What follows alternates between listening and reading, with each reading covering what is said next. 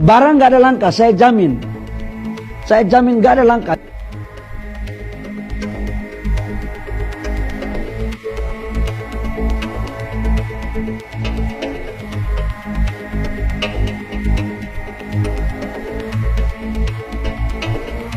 Luar biasa. Ini zaman tambah susah.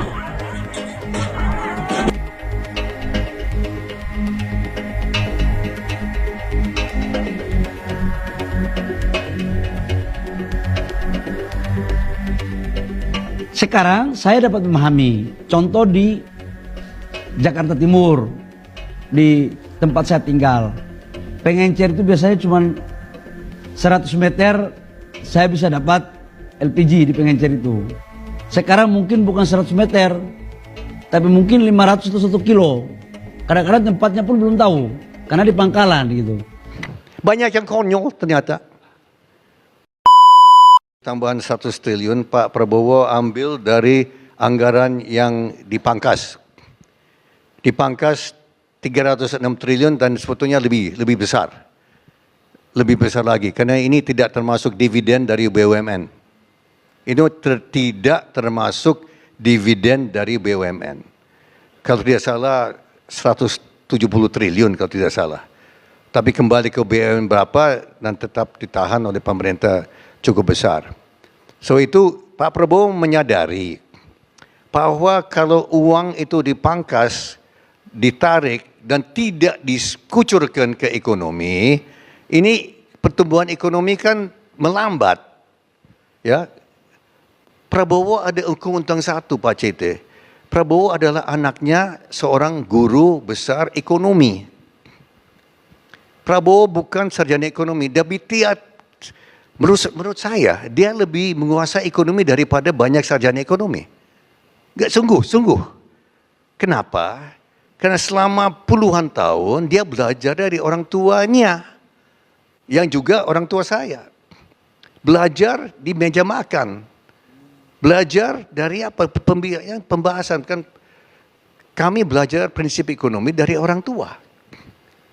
Ya. Dan dia tahu bahwa kalau uang tidak di-spend, tidak dikucurkan, tidak dibelanjakan, itu kan bisa menyebabkan kontraksi. So walaupun uang itu diambil dari program-program, itu berarti akan di-spend, dibelanjakan untuk program-program yang strategis. Ya. Ada program-program perjalanan dipangkas. Perjalanan ke luar negeri dipangkas, saya dengar dipangkas 21-22 triliun rupiah untuk kunker-kunker ke luar negeri, studi banding ke luar negeri. Dan banyak sekali yang saya dengar dari dia pangkas. Ada program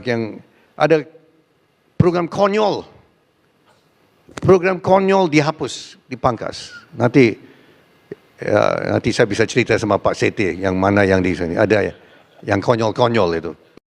Banyak yang konyol ternyata. Pak Prabowo cerita sama saya dia berapa minggu dia periksa anggaran APBN. Ternyata di APBN kita ada 9 tingkat Pak. Ya, biasanya Presiden Menteri periksa sampai tingkat ke-3 ke-4. Prabowo periksa sampai tingkat ke-9 Pak. Tingkat ke-9, dibongkar semua Pak. Nah dari itu 306 triliun, 100 triliun itu dari yang untuk makanan gratis itu dari 3.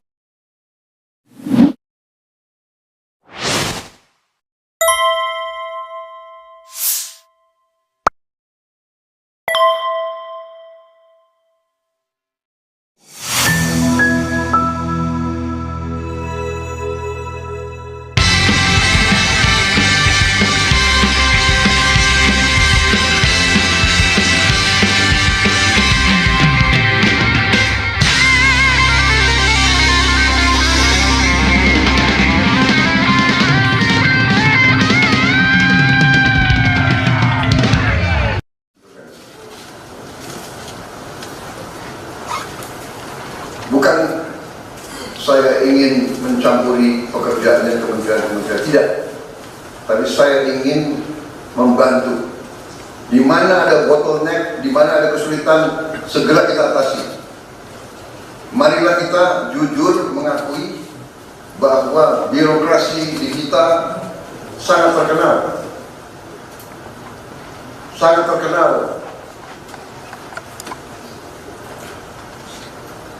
Ribetnya, sangat terkenal. Lambatnya. Bahkan ada pembicaraan oleh rakyat kita bahwa birokrasi pemerintah kita sering mempersulit, bukan mempermudah keperluan rakyat. Bahkan ada yang mengatakan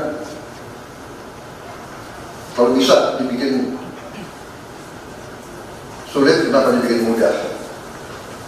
Ini saya minta menteri-menteri sekarang, mari kita lebih berani, mari kita lebih tidak ragu-ragu untuk memberi pelayanan yang terbaik kepada rakyat kita. Jangan ragu-ragu, kalau saudara tidak puas dengan pejabat-pejabat di bawah Anda, laporkan, segera kita ganti. Begitu banyak orang yang mau mengabdi. Tidak ada orang di sini yang kebal, yang tidak patuh, tidak bekerja keras untuk bangsa dan negara dan rakyat. Saudara, saya beri wewenang, copot segera. Suruh tinggal di rumah aja, daripada bikin susah kita. Saudara-saudara sekalian,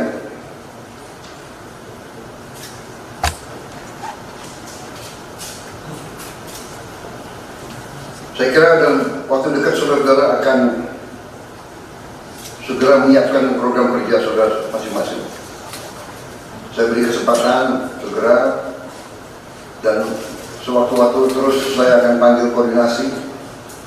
Tadi pagi sebelum sidang kabinet saya sudah koordinasi sama beberapa menteri, dengan Jaksa Agung, dengan BPKP, dan besok pun kita akan lanjutkan. Ada beberapa pengarahan dari saya, Menteri Bappenas, pastikan semua program dan kegiatan di semua kementerian lembaga mempunyai kontribusi yang signifikan, terukur, dan saling bersinergi. Pelajari kembali semua proyek. Jangan ada proyek yang mercusuar. Semua ditujukan kepada yang saya sampaikan pada pidato saya di depan Majelis Permusyawaratan Rakyat pada hari pelantikan saya. Kita harus swasembada.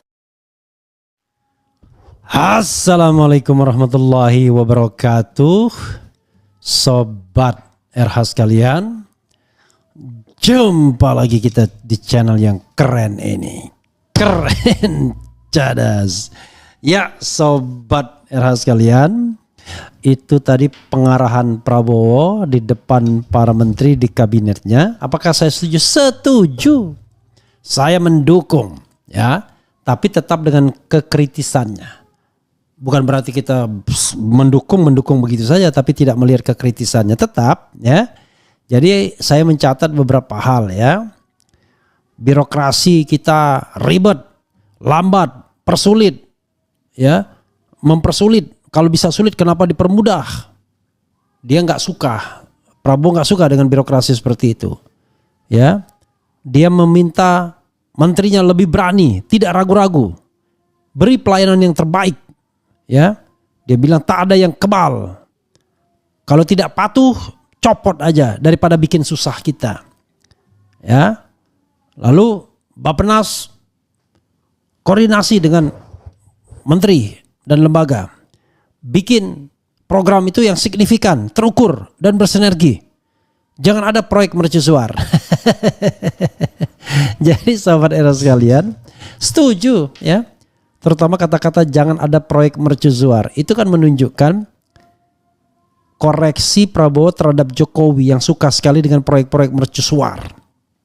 Yang pengen dilihat gagah, wah ya kan, bahwa dia adalah pembangun bapak infrastruktur.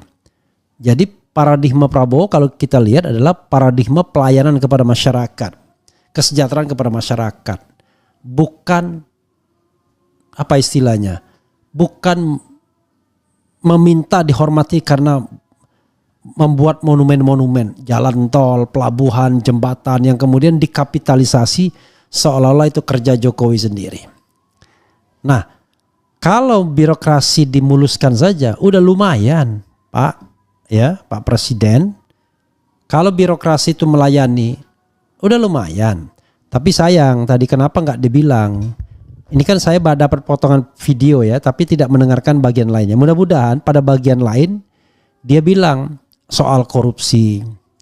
Jadi birokrasi kita itu Pak tidak hanya lambat, ribet, suka mempersulit, tapi juga korup. Itu persoalannya. Dan korupsi itu tidak hanya soal gaji. Yang sudah besar gajinya pun korup. Itu persoalan. Dan korupsi itu kadang-kadang tidak hanya di-trigger oleh birokrasi, tapi oleh menteri-menteri Bapak sendiri. Ketika pengalaman pada masa pemerintahan Presiden Jokowi pasti tahulah menteri yang main kan? Siapa menteri yang main? Siapa menteri yang korup, ya kan?